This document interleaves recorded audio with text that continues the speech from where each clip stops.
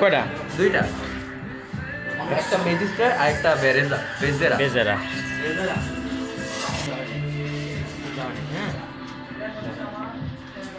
Stop দিলেন থেকে ছাড়ো অল্প কাপ সোজা করো কেন এই তো হ্যাঁ শুনুন, আরো লাভটা বড় হবে। হ্যাঁ রাখো কাপ সোজা উঁচা করো চিকন করে উঁচা করো চিকন। আজকে রংটা ভালো করা মনে হইতেছে।